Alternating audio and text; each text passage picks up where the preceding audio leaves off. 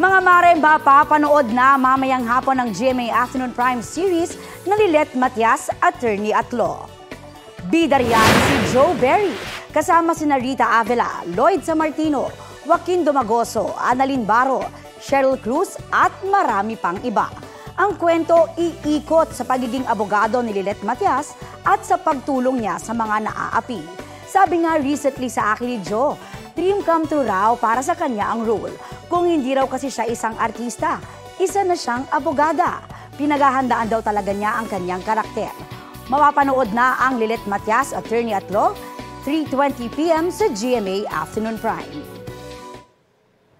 Kapuso, para sa mga maiinit na balita, mag-subscribe sa GMA Integrated News sa YouTube. Sa mga kapuso naman abroad, subaybayan nyo kami sa GMA Pinoy TV at sa www.gmanews.tv.